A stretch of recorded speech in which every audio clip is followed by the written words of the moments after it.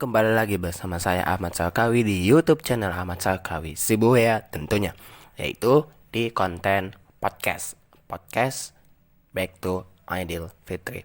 Kali ini di episode kali ini kita bakalan bersama narasumber yang sangat tahu mengenai disabilitas. Nah, apa sih yang menarik tentang disabilitas ini? Narasumber tersebut adalah salah satu mahasiswa yang sudah lulus tahun ini, dari pendidikan luar biasa Universitas Negeri Padang, namanya Kak Siti Hardianti. Jadi kakak ini bakalan memberi informasi, memberi inspirasi ke kita, memberi ilmu juga di tema Idul Fitri kali ini, podcast Idul Fitri kali ini mengenai tentang disabilitas. Dan have fun, semoga bermanfaat. Kalau kalian suka, like, share, dan jangan lupa subscribe juga channel ini. Oke? Kita bakalan menghubungi beliau dan selamat mendengarkan. Halo Kak Siti. Halo, Oke Kak Siti. Assalamualaikum. apa? Assalamualaikum. Waalaikumsalam. Ini headset goyang-goyang. Oh yang apa Kak? Nggak apa-apa. Gimana kabar Kak sekarang? Alhamdulillah sehat. Alhamdulillah. Semoga berjalan terus ya. Ya, amin. Nah, jadi ini Kak, Lebaran kali ini kan kita nih ada yang sebelumnya Aidil Faizin dulu ya Kak. Mohon maaf batin. Ya, kakak juga menyalahi izin faiznya. Mohon maaf lahir dan batin. Kalau ada salah dimaafin ya. Oke, sama Kak, aku juga gitu. Oke kan, di konten kali ini kan Kak, aku kemarin kan aku baru kemarin atau tadi tuh ya baru ngajak podcast barengan. Tadi. Karena, takutnya nanti sebenarnya Kak udah mau pengen ku ajak, cuman kan nggak tepat waktunya gitu. Jadi pas hari ini tuh kebetulan Kakak membalas chat di WhatsApp ya kan. Iya betul. Jadi langsung ke intinya gitu. Jadi gimana menurut Kakak Idul Fitri kali ini? Agak seru atau gimana? Idul Fitri kali ini agak gimana ya bilangnya? Agak sepi gitu. Perasaan kayak apa namanya? Hambar gitu ya. Iya, kayak hambar gitu. Kayak Idul Fitri, tapi bukan Idul Fitri. Kayak hari biasa kayak gitu. Kalau biasanya kan kalau dulu kan tahun-tahun sebelumnya kalau Idul Fitri itu kan perayaannya lumayan meriah, ada takbiran, ada sholat taraweh yang rame-rame. Iya Kak, iya. Kalau sekarang kayak apa sebenarnya agak flat gitu. Iya sih, jatuhnya ke sana gitu ya kan Kak. Iya, kayak cuman kayak hari biasa gitu. Apalagi kalau sholat lebaran kan biasanya kan rame. Sekarang nggak ada pendingin, semua di top ya kan. Di stop. Nah, iya Kak, memang betul sih. Aku pun mengira ini tuh kayak enggak seperti yang hari raya ini. Iya. Oke, by the way Kak, Kakak kan sekarang ini kan sedang di kampung ya Kak ya, ingatnya ya. Iya, sedang di kampung. Sudah di kampung, kita pun sama Kak saya pun sudah di rumah sendiri. Alhamdulillah. Alhamdulillah. Nah, Alhamdulillah. Gini Kak, di tema kali ini kan aku kan sempat ngobrol tadi sama Kakak mengenai podcast ya kan, mengenai tentang menuntut ilmu di hari Idul Fitri ini, totalitas menuntut ilmu di hari Idul Fitri ini, dan mengenai kontribusi disabilitas gitu loh Kak. Jadi kan Iya. tema kali ini kan cukup menarik nih. Orang kan mengira kayaknya ini masih perlu masih perlu didengarkan gitu, karena kan ini sangat penting sekali untuk orang dengar mengenai disabilitas ini, karena ada yang salah paham, ada yang berprasangka buruk, kan kita nggak tahu ya kan. Iya. Jadi gini Kak, yang pertama nih aku mau nanya Kakak sama Kakak mengenai menuntut ilmu di hari Idul Fitri. Menuntut ilmu yang dimaksud di sini menurut Kakak gimana? Menuntut ilmu. Iya. Idul Fitri. Iya. Ya, maksudnya kan menuntut ilmu menurut Kakak sendiri gitu. Kalau menurut kakak menuntut ilmu itu kita setiap hari belajar tanpa harus dari buku. Wow. Wow, itu kayak katanya singkat tapi maknanya dalam ya. Iya, ya kita ketemu sama orang itu juga belajar memahami sifat kayak gitu, belajar tata krama seperti itu. Atau nonton televisi kayak gitu kan, belajar bagaimana kehidupan orang di televisi kayak gitu kan. Iya. Belajar memaknai kehidupan lah intinya kayak gitu. Berarti tidak hanya di dalam aja yang dipelajari gitu ya Kak? Iya, tapi di luar juga. Jadi menuntut ilmu itu bukan hanya sebatas di sekolah ataupun di kampus, tetapi di dunia pun perlu gitu ya? Sangat perlu. Makanya ada pendidikan luar sekolah gitu ya kan? Iya, pendidikan luar sekolah. Nah, gini Kak, kalau mengenai tema menuntut ilmu kan tadi kita sudah bahas bahwa menuntut ilmu seperti itu. Saya pun juga setuju karena tidak selamanya kan yang menuntut ilmu ini hanya di indoor aja, outdoor juga penting gitu. Iya, betul sekali. Nah, sebelum itu gini Kak, ini kan aku banyak lihat di Instagram, tapi mungkin Kakak kayaknya sudah kenal sama artis ini. Dia ini namanya kalau nggak salah, boleh sebut nama ini nggak Kak? Siapa nih? Namanya dia ini anak dari Mas Rai Sahetapi. Namanya Surya Sahetapi. Kakak kenal? Nggak, kurang kenal gitu. Kurang kenal. Jadi gini Kak, dia kan disabilitas. Iya.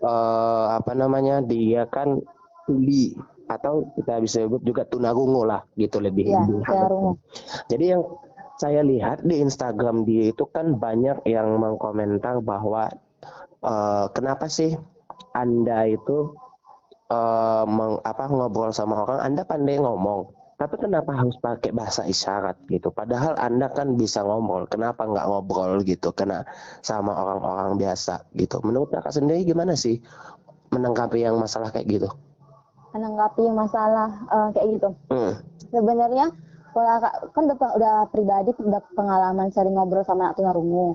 Jadi anak tunarungu itu kalau sama kita yang awam, misalnya kayak kita yang mendengar, orang itu sebenarnya ada sebagian yang bisa ngomong pakai oral. Oral itu kayak misalnya baca bahasa bibir. Tapi ada juga sebagian anak yang nggak bisa baca bahasa bibir kayak gitu. Kayak misalnya kita ngomong aku, yang bisa baca bahasa bibir dia tahu kita bilang aku. Tapi yang nggak bisa baca bahasa bibir dia nggak tahu kita bilang aku itu apa kayak gitu. Kayak gitu dia. Jadi dia bilang bisa ngobrol sama bisa ngobrol. Dia itu tunarungu tapi bisa berbicara gitu Kak. Suaranya ada. Gitu. Ada suaranya kayak gitu. Iya. Kalau berarti itu dia tunarungunya setelah dia besar ya? Setelah mendengar. Kalau nggak salah saya lihat ini ya Kak, saya lihat di akun Instagram pribadinya itu sejak kecil. Sejak kecil umur? Kurang tahu sih umur berapa. Cuman kan saya lihat pokoknya dari perkembangannya itu dia ceritakan di akun Instagram pribadinya gitu. Kayak gitu. Kalau yang tahu Kakak, kalau misalnya yang tunarungu itu, kalau dia pernah mendengar, maksudnya pernah mendengar misalnya sampai umur dari lahir sampai misalnya umur 4 tahun dia bisa dengar kayak gitu. Tiba-tiba di umur ke-5 tahun dia tiba-tiba kecelakaan atau mungkin ada faktor-faktor dalam tubuhnya yang pengaruh pendengarannya, jadi dia tunarungu kayak gitu. Jadi kalau yang dia pernah mendengar bukan pasti sih, tapi lebih besar kemungkinan dia bisa berkomunikasi dengan yang kita yang awam kayak gitu. Cuman kenapa lebih suka pakai bahasa isyarat? Karena mungkin kalau Kakak, karena dia teman-temannya sesama tunarungu itu lebih sering lebih suka ngomong pakai bahasa isyarat. Soalnya sekarang kayak gini, kalau misalnya ada 2 anak tunarungu di antara kita, misalnya kita bertiga, misalnya Kakak Sarkawi sama dia, dia gitu, misalnya Sarkawi sama dia sama-sama nggak bisa dengar nih misalnya kayak gitu. Ada Kakak gitu kan. Kalau misalnya kalian mau ngomongin Kakak, ya udah ngomongin pakai bahasa isyarat kayak gitu. Jadi kayak ngata-ngatai orang di dekatnya, tapi orangnya nggak tahu kayak gitu. Iya. Jadi orang itu juga kadang kalau misalnya ngomong pakai oral, ada yang sebagai anak tunarungu bisa pakai oral kayak gitu. Cuman lebih nyaman pakai bahasa isyarat karena mungkin orang itu nggak mau kita mendengar apa yang mereka yang bicarakan, atau mungkin lagi curhat sama temennya, mungkin kalau cewek sama cewek mungkin lagi ngebahas cowok lah, lagi apalah kayak gitu.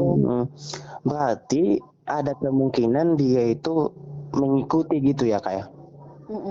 Jadi kalau seumpamanya gini nih Kak, kan saya lihat kan ada di video dia terakhir, dia menjelaskan bahwa kenapa dia artis ini dia tunarungu tapi dia lebih memilih untuk menggunakan isyarat. Katanya gini Kak, alasannya itu dia ingin menghormati yang tunarungu sama tunawicara. Nah itu gimana? Ingin menghormati yang tunarungu sama tunawicara. Kalau seumpamanya dia ngobrol kan mungkin dia nanti nggak menghormati kan katanya gitu.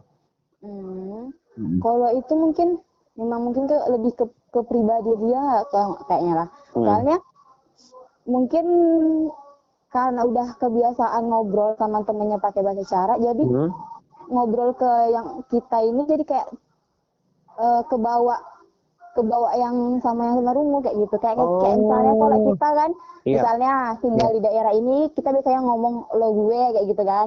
Ya udah ngobrol ke orang baru pun pasti jatuhnya lo gue gitu kan. Nah, dan dia pun kayak gitu. Mungkin karena udah kebiasaan bahasa isyarat sama temennya, tiba-tiba ada yang orang lain kayak gitu, dia juga bahasa isyarat karena udah nyaman sama udah terbiasa kayak gitu. Oh, berarti tergantung kepribadian dia juga.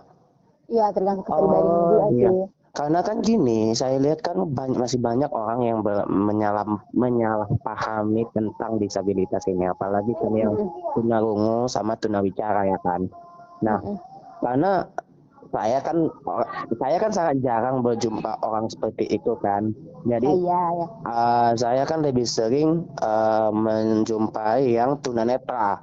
Karena kan tunanetra ini kan orangnya buta, ya kan Kak? Itu kan kata halusnya. Jadi tunanetra ini saya sering bantunya itu ketika saya menjumpai mereka di suatu lokasi.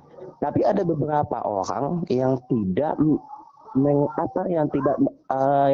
yang mengacuhkan sih, lebih kesananya Kak. Dia lebih mengacuhkan dan tidak ingin membantu orang tersebut gitu. Saya pun kadang kok segitunya kali ya gitu. Jadi menurut Kakak sendiri sih sebagai kakak kan, itu kalau seumpamanya Kakak menjumpai ada yang tunanetra, Kakak sendiri sudah mempelajari yang tentang disabilitas kan, pendidikan disabilitas itu. Iya betul. Kalau di depan Kakak ada yang tunanetra seumpamanya, padahal Kakak lagi cepat, yang Kakak lakukan solusinya gimana? Ya kalau misalnya lagi buru-buru nih, kalau misalnya dia di depan kita ya tetap harus kita bantu kayak gitu. Oh, berarti kalau biasanya orang-orang yang udah mempelajari disabilitas ini ada rasa nolongnya itu tetap ada gitu ya Kak ya? Iya ada. Karena kan kita sudah ditanamkan itu ya? Iya. Tapi kalau misalnya mungkin Kakak dulu nggak mempelajari tentang itu, Kakak mungkin kalau misalnya kayak gitu juga mungkin seperti yang orang-orang yang lain. Bukan karena nggak mau nolong, cuman karena takut salah tolong kayak gitu. Maksudnya takut salah tolong, maksudnya takut salah salah langkah gitu aturannya. Misalnya kan Kakak udah ngepelajarin nih kalau misalnya tunanetra tuh kalau misalnya kita menuntun jalan tuh kayak mana caranya gitu. Jadi kalau misalnya Kakak dulu belum mempelajari itu, Kakak bakalan bingung ini dituntunnya kayak mana, nanti dituntun jatuh kayak gitu. Jadi Kakak mungkin kalau ada posisi sebelum tahu, Kakak juga bakalan mikir 2 kali untuk nolong karena takut nanti dia kalau Kakak pegang bukannya jalannya benar, malah kesungkur kayak gitu kan, jatuh kayak gitu kan. Niatnya bagus, malah bikin ribut kayak gitu kan. Benar, iya sih memang betul. Iya benar. Iya sih, ya kita pun takut juga. Saya pun sendiri takut juga ke arahnya ke sana. Iya.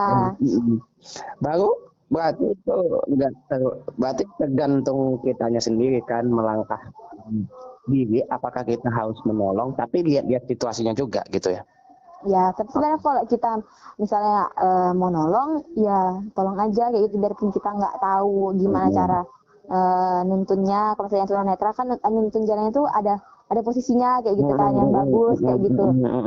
Tapi kalau misalnya dia mau jatuh, menuruni tangga kan kita bisa bilang 2 langkah lagi ada tangga, hati-hati ya Kode kayak ya gitu. kan, hati-hati Ya, ya, dikasih kode ya. kode.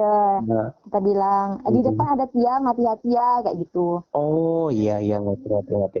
Terus Soalnya kan heeh. kita kan nggak tahu cara megangnya gitu kan. Jadi Iya ya betul. pakai kita bilang aja, Mas, Pak, Bu, di depan ada tangga, sekitar 2 langkah lagi, di sisi kiri Bapak ada tiang, kayak gitu. Kita bilang aja, pakai ngobrol aja, ajak ngobrol kayak gitu.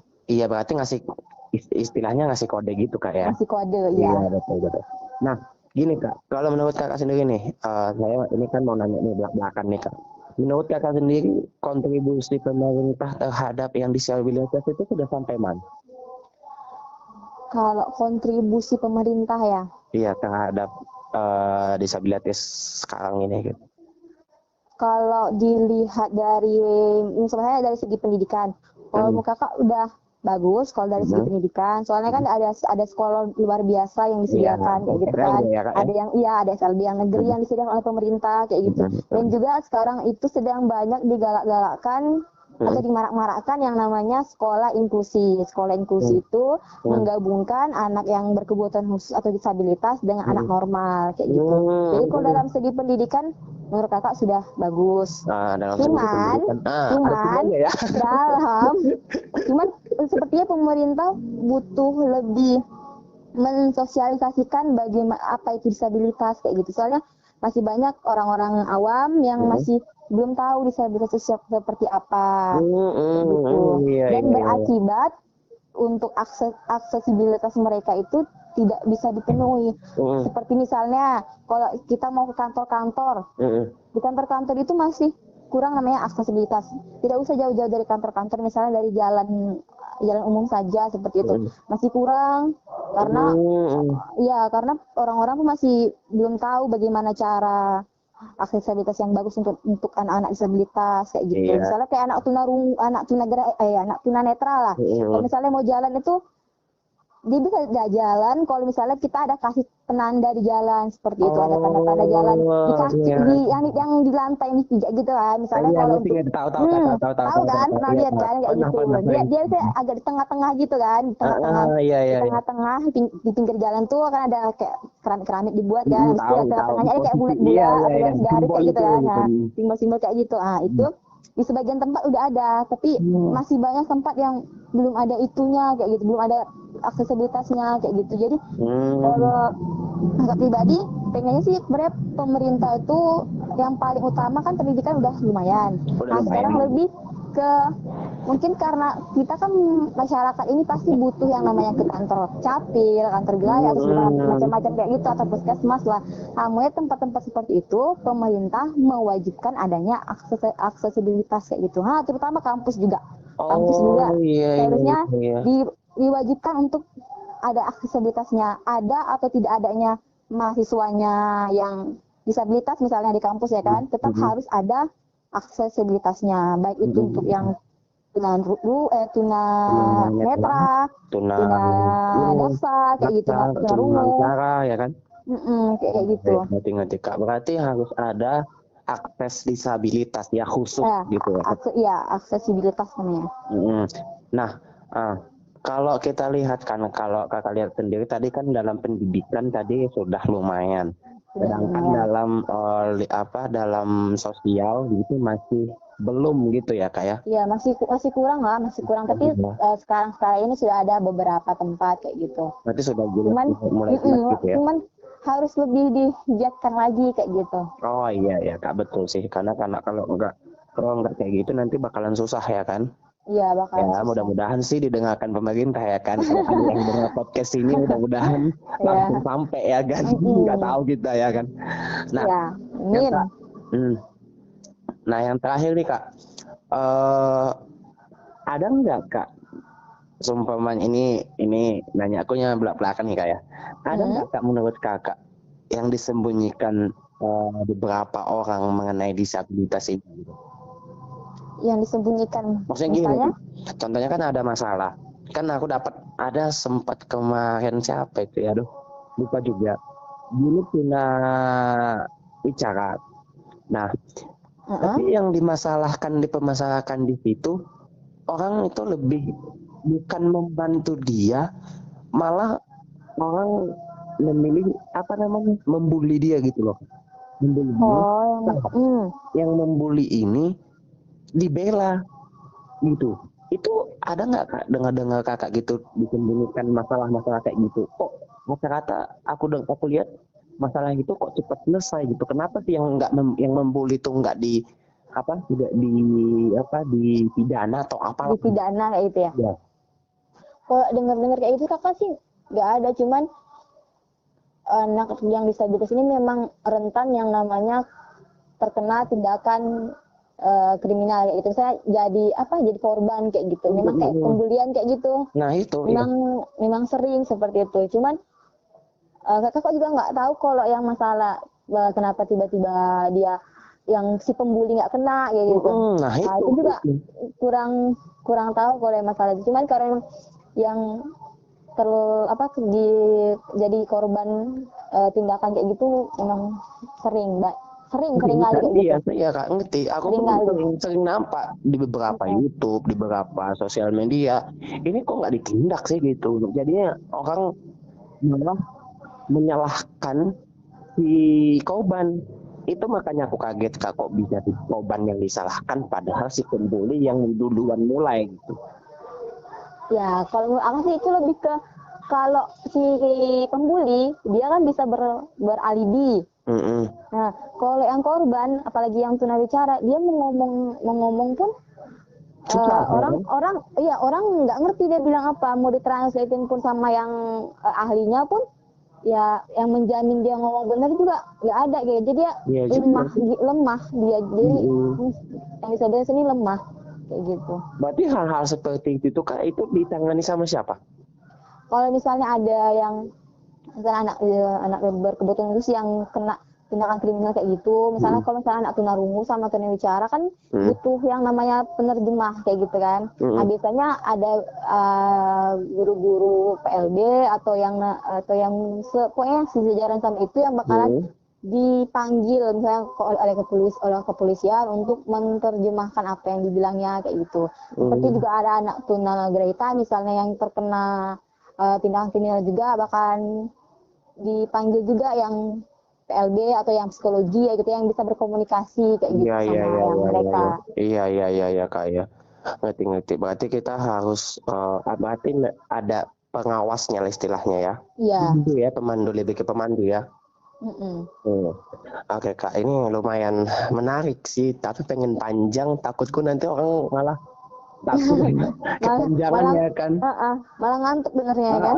Ini soalnya tentang disabilitas kan orang kadang ada yang pengen dengar, ada yang enggak. Cuman tema ini menurutku sangat perlu diangkat gitu. Ini kan tema-tema yang cukup serius kan. Tapi kita arahkan ke santai biar orang paham kan. Iya benar-benar. Nah pesan Kakak buat orang di sana dan pendengar podcast ini mengenai masalah-masalah tentang disabilitas ini bisa disampaikan Kak gitu. Pesannya untuk masyarakat, orang awam, untuk pemerintah lah ya. Kalau misalnya ada anak disabilitas di lingkungannya, tolong dihargai selayaknya manusia, gitu. Karena banyak di luar sana masyarakat yang memandang sebelah mata kepada mereka itu. Padahal sebenarnya potensi yang mereka miliki itu sangat besar, dan itu tugas kita bersama untuk menggali potensinya. Jadi kepada masyarakat atau pemerintah, tolong jangan dibully, jangan dipandang sebelah mata, tolong dibimbing, diarahkan. Kalau misalnya salah, ditunjukkan yang jalan yang benar, seperti itu. Iya Kak, ya mengerti maksud Kakak. Mudah-mudahan lah pendengar podcast ini bisa dengar dan bisa memahami dan juga bisa melaksanakan pesan Kakak ini gitu. Amin. By the way, terima kasih banyak nih Kak sudah bergabung di podcast Idul Fitri kali ini. Iya, sama-sama. Semoga banyak yang bisa mendengarkan dan harapannya sih mereka lebih memahami tentang disabilitas lagi ke depannya gitu. Iya, semoga paradigmanya berubah seperti itu. Amin. Saya pun harapannya begitu, Kak. Harapan dosanya gitu. Oke, by the way, terima kasih banyak ya, Kak. Selamat berlebaran kembali. Selamat melakukan aktivitas selanjutnya. Iya, sama-sama. Iya, Kak. Ya, terima kasih banyak, Kak. Assalamualaikum. Waalaikumsalam warahmatullahi wabarakatuh. Itu dia tadi podcast kita di episode hari ini. Semoga bermanfaat. Dan sebenarnya tema ini cukup menarik, tapi karena takutnya nanti membosankan saking panjangnya, jadi kita potong. Dan semoga harapannya kalian bisa memahami tentang disabilitas di sekitar kalian dan bisa kalian bantu sesuai dengan arahan-arahan dari pemerintah dan arahan-arahan dari orang-orang PLB gitu. Oke, jangan lupa subscribe, like jika kamu suka, dan share juga. Dan tunggu episode-episode yang lebih menarik di Back to Ideal Fitri Podcast kali ini. Oke, see you next episode. Assalamualaikum warahmatullahi wabarakatuh.